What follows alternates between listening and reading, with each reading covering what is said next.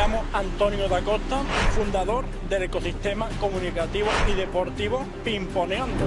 Llevo más de 10 años dedicándome al tenis de mesa. El mundo necesita gente soñadora y si eres un emprendedor y estás viendo esto, no te pongas ningún límite porque eso solo está en tu mente.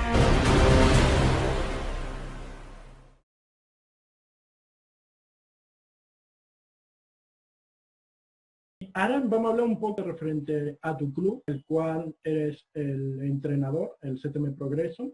Vamos a hablar de qué objetivos tienes a corto, medio y largo plazo, evidentemente cuando esto se calme y podamos volver a entrenar, etc. Pues mi objetivo fundamental es el hecho de este grupito que tengo de 10 niños, niñas, que dentro de 5 años, si tengo la suerte de a lo mejor seguir en Madrid, ¿vale? Pues que este grupo tengamos un equipo, por ejemplo, ¿vale? Que es una hipótesis, digamos, que tengamos un equipo de lo que es Primera Nacional o División de Honor con estos chicos que ahora mismo tienen nivel territorial, ¿vale? Y que tengan unos buenos conceptos y que de verdad sepan jugar a tenis de mesa más allá de los resultados, ¿vale? Entonces, el hecho de tener un equipo de Primera Nacional y de División de Honor femenina dentro de 5 o 6 años con el grupo que tengo ahora sería una ilusión brutal. Pero al mismo tiempo hay un objetivo que trasciende, digamos, de este y es el hecho de que lleguen a esos niveles siendo felices, sin agobiarse, súper contentos de trabajar y sobre todo con una buena mentalidad de lo que es el tenis de mesa y de lo que hacemos en la vida. ¿Tú piensas que vas a estar toda tu vida alineado a este deporte? Es muy complicado responder a esta pregunta porque yo creo que como jugador no, seguro que no. O sea, como jugador creo que lo mismo vuelvo en un año dado, pero lo dejaré porque me estresa mucho. Y hay otras cosas que me hacen sentir mejor, como leer, como estar con mis amigos, incluso como estudiar, cine, por ejemplo, cualquier cuestión de ocio, ¿vale?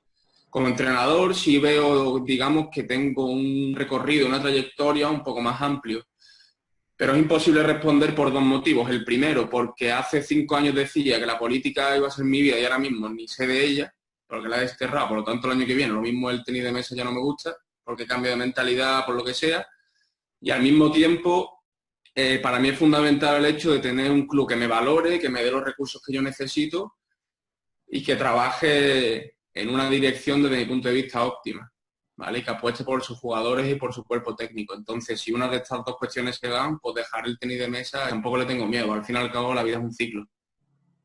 ¿Y qué nos puedes decir acerca de tu grupo, de tus niños en el CTM Progreso y del propio club del CTM Progreso? Creo que es un grupo increíble, ¿vale?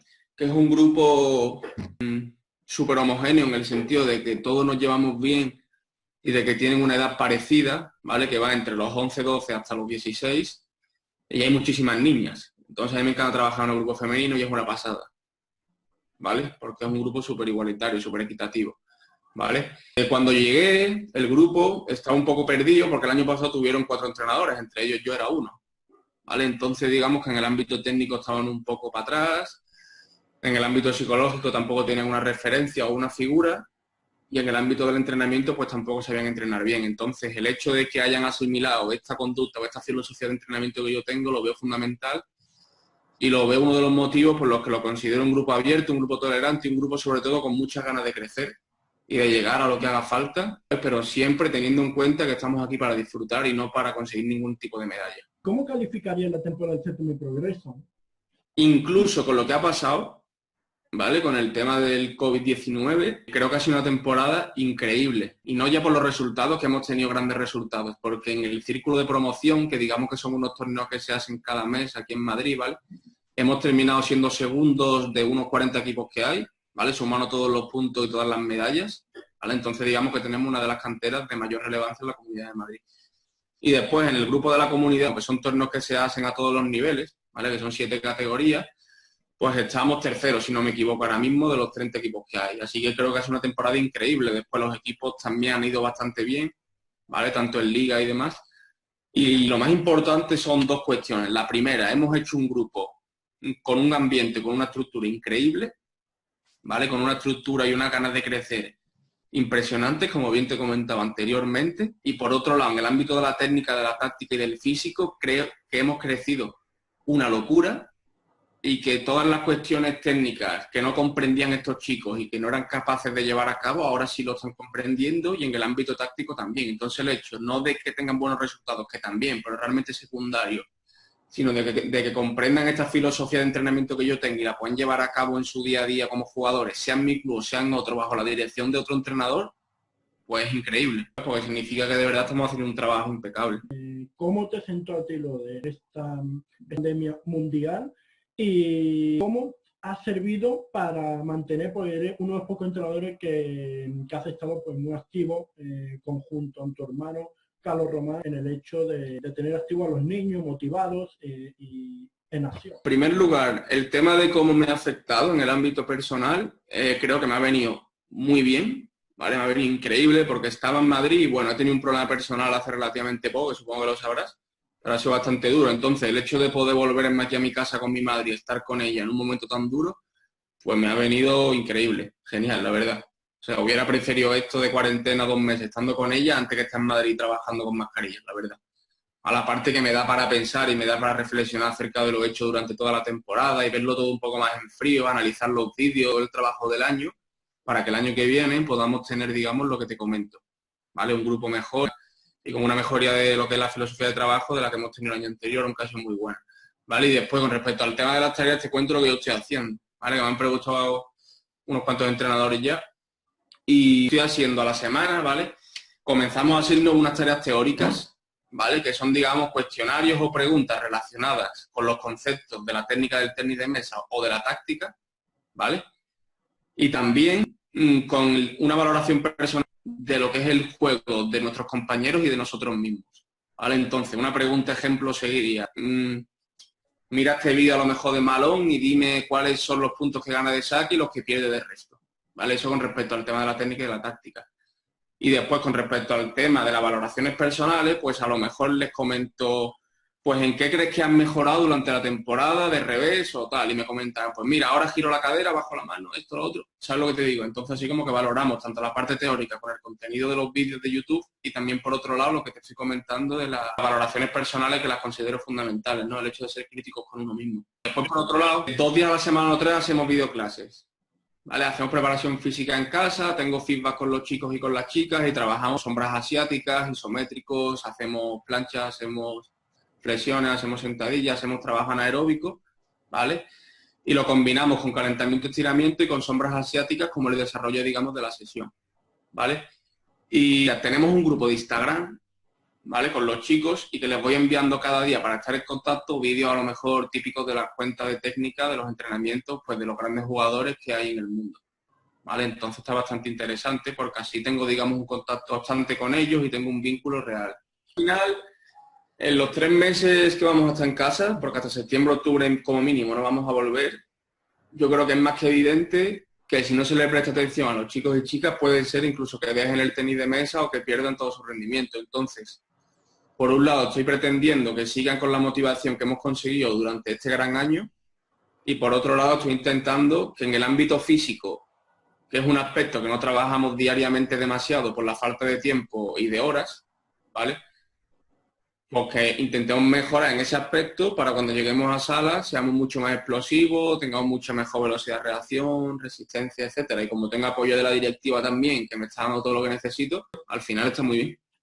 Sí, aparte hay un aspecto también muy importante que la gente no valora, es el hecho también de trabajar la biomecánica del cuerpo. Claro, la biomecánica es fundamental. Una de las cuestiones que más trabajo es esa, ¿vale? Y considero que no debemos pensar en un golpe como algo que ya existe y que tenemos que seguir un modelo como un dogma, ¿vale? De una manera dogmática, por tanto, sino que tenemos que tener una biomecánica conceptual, la cual tenemos que adaptar a cada uno de las necesidades o de las sensibilidades que comprenden nuestros jugadores en función de su naturaleza, de su talento, del ambiente, de la estructura, de su familia y del material también, por supuesto. ¿Tú crees que a un jugador que está empezando, por ejemplo, que no ha nacido con un talento, tú le puedes crear ese talento o habilidad? Creo que todo el mundo en tenis de mesa tiene alguna virtud, ¿vale? Por ejemplo, yo tengo talento en el golpe de revés, ¿vale? Desde pequeño he tenido talento y me sale natural. Mi hermano tiene talento en su golpe de derecha y en sus piernas, ¿vale? Después hay jugadores como Antonio Chávez, hablando de Sevilla, que tiene talento en el feeling, en el tacto de la pelota, tanto en bloqueo como en contra, como en saque, como en resto, como incluso en el ataque, ¿vale? Y después jugadores que tienen talento que no son directamente técnicos, sino que son capaces de intentar afrontar situaciones complejas de una manera eficiente, ¿vale?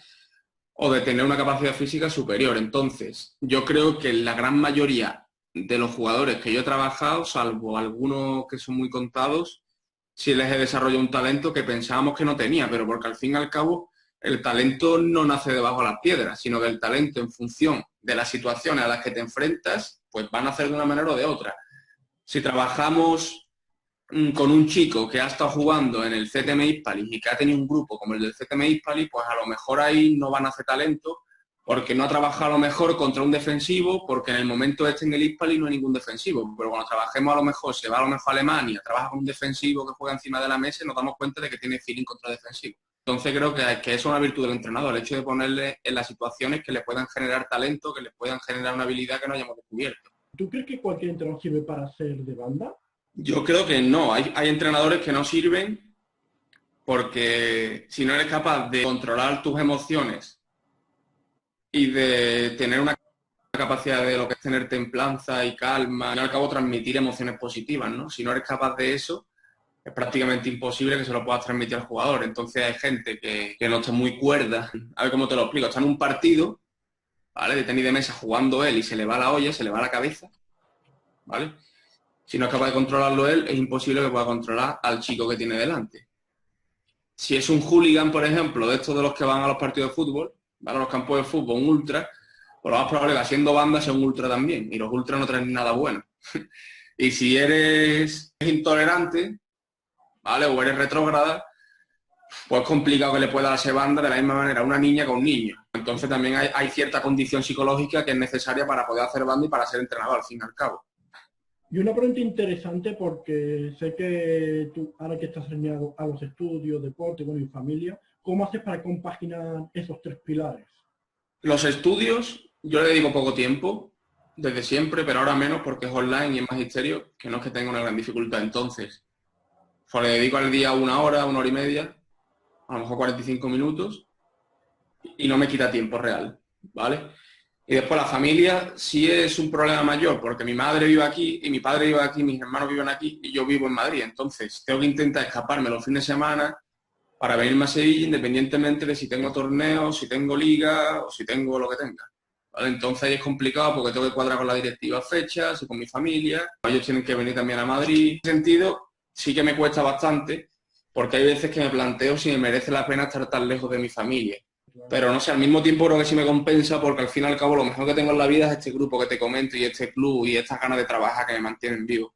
Entonces, por mucho que la familia sea importante, todo tiene su momento. Al final, cuando tenga 40 años probablemente esté con una familia formada y esté en Carmona, aquí en Sevilla.